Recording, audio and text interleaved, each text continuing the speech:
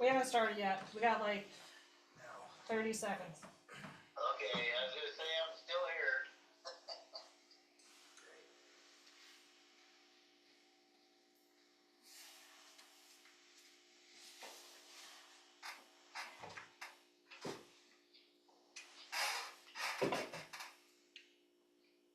All right, it is 6 p.m. I do hereby call the meeting to order. This is a special council meeting on Tuesday, July 16th at 6 p.m. here in City Hall. Can the clerk please take roll? Klein. Here. Enoch. Pujol. Here. Roeder. Here. Stagg. Here. Thank you. Can I get a motion to approve the agenda? Motion to approve. Thank you. All those in favor? Aye. Aye. Anyone opposed? Thank you. So as you can see, I, for lack of better words, as your clerk, was scammed in an email. I received as I had in front of you tonight, and Councilmember Stagg was in this afternoon knowing he wouldn't be here, so explained everything to him. Received an email from HR Green on June 26th, as I do every month, with invoices to pay, $27,000 for the project, $6,000 of normal engineering fees. Got those ready for payment, and then on July 3rd received, as you can see, probably, or maybe not, if you can tell the difference between what's different on the scam and legitimate ones. I did not. Emails, as it states, what it states about paying by ACH. I questioned that, obviously to the scam email. And nothing really caught my eye on the invoices, on the email. And so then on the 9th, I set that ACH payment up through our online banking system, and the funds were transferred. And I had I don't know why, on Thursday, and what is it, 8th, 9th, 10th, so the 11th, early morning, I don't know, I woke up with a gut feeling. I was like, was that legitimate? Like, I need to check that right away in the morning. And as I looked at the email, I noticed the difference then. I called Colleen with HR Green, asked her about it. She said, no, I didn't send you that. And then I was like, oh no. She was worried that it was on their end, so she checked with their IT department. Got a call a half an hour later. In the meantime, I'm calling the mayor, I'm calling our insurance, I'm calling our bank. Sheriff's Department. The mayor advised me to call the sheriff's department and report it, which I did. Colleen then phoned back and said that her IT department, because they have a large company, they have people who specialize in this. And she said that they didn't think it was on their end, but that I should contact our internet and email provider and change the password. called South Slope then, got that all changed, and as a matter of fact, the password had not been changed since the email was set up in 2009. So changed the password again, reporting it to the city's insurance, finding out all of that. As you saw in the correspondence, we do have coverage through the city's insurance policy, although there is a $10,000 deductible for cybercrime, which John with ICAP is thinking that this is gonna fall under.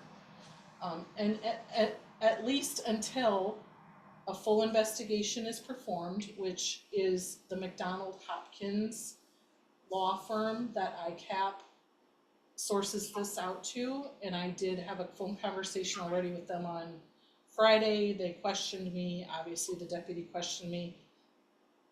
Johnson County Sheriff Deputy said that detective with their cybercrime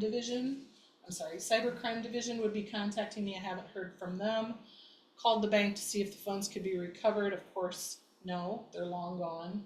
There's no getting that back.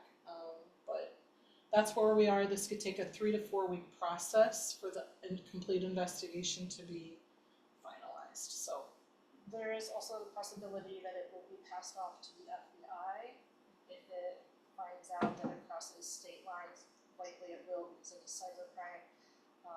Johnson County Department will then pass it off to the FBI, and we'll be in contact with them to help them with their investigation. So we have notified all of the entities that need to know: insurance, law enforcement, HR Green. The next step is for you guys to give me approval to sign the document so they can continue. yeah, so McDonald Hopkins, as you saw from the email from David Lane, they require, and ICAP requests, that you sign the, you approve the engagement letter to allow them to continue on the investigation. All of their fees are paid by ICAP, as you saw, I hope, in the correspondence of the whole process from ICAP. I'm totally sick about it. I apologize to the council. That's not your fault. I mean, that's the reality of the world these days. Not to validate anything, but the deputy said that, Colleen said that, our bank actually told me when I explained the situation to them when I was actually trying to process the transaction. I got a message popped up on our online banking system that it exceeded the limit for a transaction. So I immediately called Central State Bank, and I was on the phone with a representative in their department, and they said there's so much check fraud right now that this would be the most secure way for us to pay. Of course, neither she or I at that time knew that I'd been scammed in an email. So we don't know how these scammers got the invoices. Not at Not this yet. point, not until that investigation happens. Is it a breach of our system? Is it a breach of HR Green's system? Somebody else questioned, or South Slope. Because the invoices are identical, correct? I know, that That's is, what's weird to me. the only thing that I noticed when I had that gut feeling very early on Thursday morning was I came in and the only reason I know this is because in between Central City and working here, I worked for the city of Cedar Rapids Airport, and they had a strong IT department that, sent you the test yourself emails, and the only thing I noticed at that point was the M. That's when I had the I'm gonna puke feeling, and I called Colleen and asked her, "Is this you? Did you change your email address?" No, I didn't send that to you. What's the best case scenario going forward with, will we recover any of this money? No.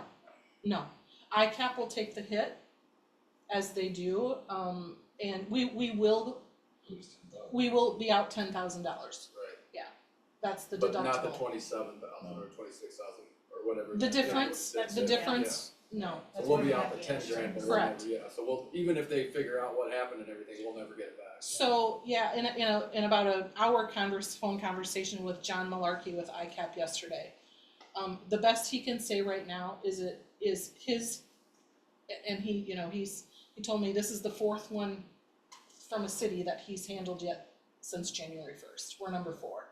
it's so often anymore. He said right now, it looks like crime to him, which is a $1,000 limit in our policy and a $10,000 deductible. If after the investigation, they determine that it was a breach of our system, then it becomes, there's a different line item under cybercrime that it's a $250,000 limit, but still a $10,000 deductible. Moving forward, is there like do we need to put up like more firewalls on our, We have been talking, we are going to find an IT company, the city needs one at this point. We can't keep relying on Justin to understand what's going on. So she's been doing research and talking to some companies, we'll bring stuff to council so we can Soon. engage and hire an IT company to come in to look at that, but to also look at her printer issues and networking and why are all of our laptops linked funny and basically cleaning up all the stuff from all the years of not having a professional take care of this.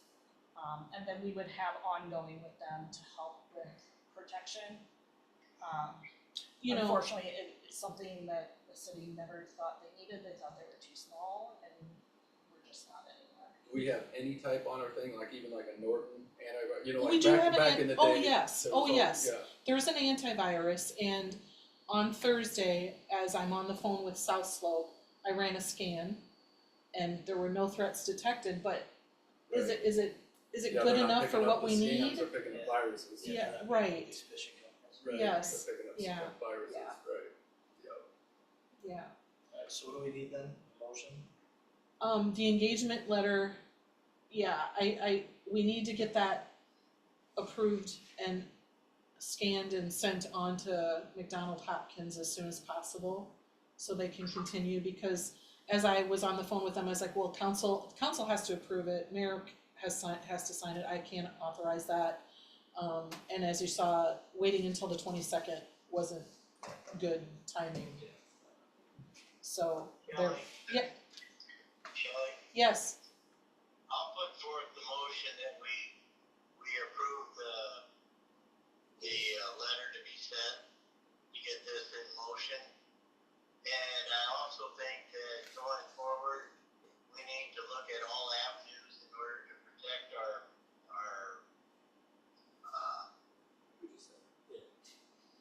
computers and Second. everything else as far as what's going on. So if that's already in motion, you guys have already been looking into that stuff, that's great. But I think whatever we can do, you know, to protect the city from this in the future is utmost. Right. well, I would put my as much confidence maybe that you have in me right now. This won't happen again on my watch, ever. Well, I don't want you to. Ever. beat yourself up over it at all. It's They're- something that I don't they're think getting any of us harder would and ever harder. catch. Mhm. I know all No. that, I know. I get 3 a day. Because Minimum. I will never pay another one. I mean, I even shot back saying, we don't pay this way. Yeah. We don't. We pay by check. So it will never happen. I will never pay anybody this way again. City's Other always than the city employees. Yep. That's it. paid- City contracts are always paid by checks, or state contracts. When I was building my house, I got from one of my contractors, I got the exact same dollar amount bill. And it just kind of threw up a red flag, why would it be the exact same dollar, for his different work? So I questioned my contractor, he basically blew up, freaking got pissed about it. About 2 months later, he came back and said, hey, we double billed you, sorry about that. I'm thinking, yeah, Uh-huh. yeah. I know I've gotten 3 of them today alone, Yeah. to my work email. Like I said, had I, you hear it all. The wording looks funky. They don't have proper English. I would have immediately in previous jobs sent that to the IT department. Is this legit? But I don't know on this one I would have caught it. It was Yeah. too It's one letter. legit. Yeah. And the invoices were line for line exactly the same. Identical. Other than all the stuff at the top. Which I knew that was coming, because in the scammer's email, they said, wait, their ACH instructions will be included in the upcoming invoices. So the only difference is it automatically didn't pull the right twos and didn't put Tim's name instead of his address in the CO. Other than that, it looks perfect. You got a motion and a second. I do. Yeah, are you guys ready to vote? Alright, all those in favor of, allowing me to sign the letter? Alright. Anyone opposed? Alright, motion carries. Meeting adjourned at 6:13. Thank you, guys. Thanks, Mike. Somebody motion to adjourn? Yeah, Oh. motion to adjourn. Thank you. Seconded. Yeah, All in favor, aye. thank you. Aye. All Got it. opposed, nay. Yeah, got Take it. care, Sean. Alright, thank you. Thank you, guys. Yep, see you tomorrow. Oh, that's right. Oh, hey, Thursday, were you able to make it? If you can't, Mike can't, and we'll just pick a different day.